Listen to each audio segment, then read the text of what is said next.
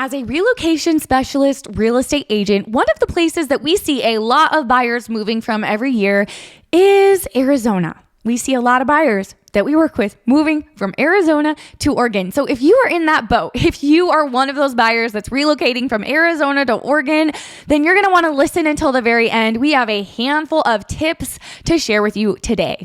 But first, if you're new here, welcome. My name's Mariah. My husband Spencer and I run a husband and wife real estate team here in Oregon, and we work with a lot of relocation buyers, people like you that are watching our YouTube videos and are relocating to the area. I love it so much. If that's you, don't hesitate to reach out. I'd love to work with you as well. I'll put my contact information below. Shoot me an email anytime and we will get a call set up on the schedule. Okay, let's jump right into these tips. The first thing you're going to want to do if you're moving from Arizona to Oregon is know your needs and desired lifestyle to help determine the exact location that you want to move to.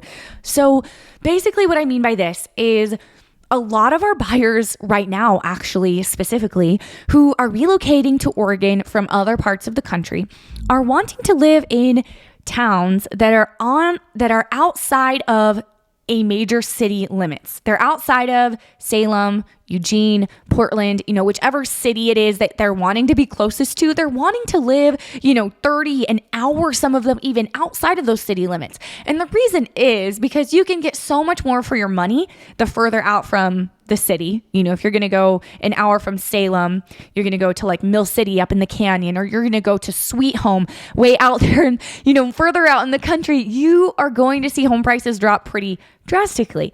So you can get more for your money. And also towns outside of city limits, you're able to use a USDA loan, meaning you can put $0 down and become a homeowner. So that's why we see a lot of people moving to those areas right now. But I think it's important to know what you want for your lifestyle, and that's going to help you decide where to move to. The very first step when you're relocating to Oregon is going to be shooting us an email, and then we're going to set up a Zoom consultation. And this is one of the reasons why this Zoom consultation is so important, because many of our clients, when they first reach out to us, they have no idea where they want to live. They've never oftentimes been to the area they're moving to. Sometimes they've never even been to Oregon.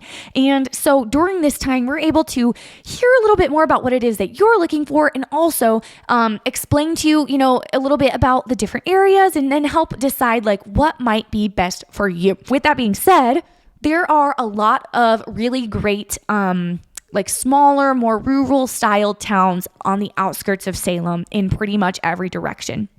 Some of them are going to be a whole hour away where you can get a lot more for your money, but you're going to be a lot further out. And then some of them are going to be, 15 minutes away from Salem, and the prices are not going to honestly be that much cheaper. But I think it's important to know what is important to you. For example, if you're wanting to be in Salem specifically, you're going to be able to find a home easily that has 10 different coffee shops within a 5-minute drive or less. You're going to be able to find a home in very short driving distance to a great gym, or a number of great gyms that have really good childcare and spa facilities.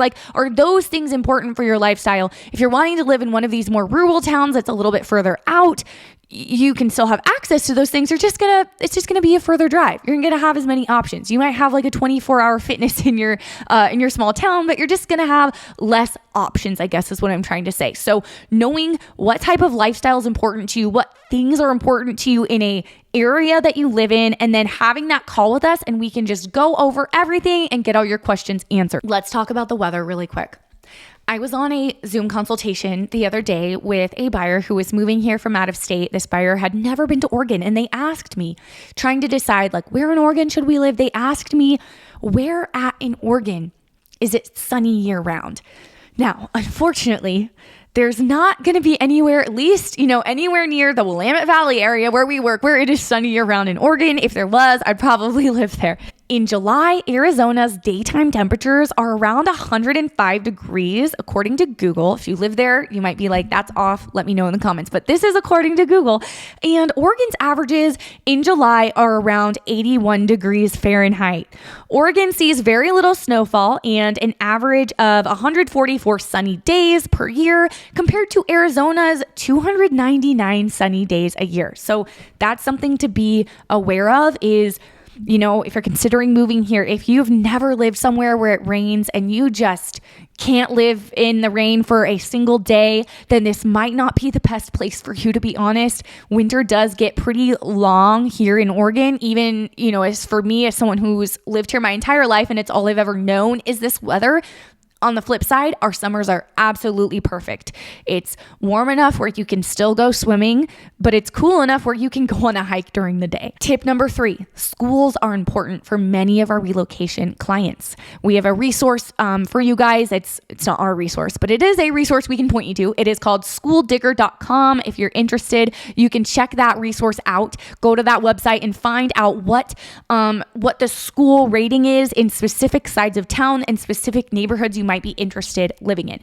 Now, we cannot just say, this is a bad school, this is a good school, this is a bad side of town, good side of town, because there are laws that we need to abide by as real estate agents, and legally we're not allowed to use that language, which quite frankly, I don't think it would be right to use anyway, because what makes a good side of town, bad side of town, all of that is going to be different from person to person. But we can point you to resources like schooldigger.com and crimespot.net.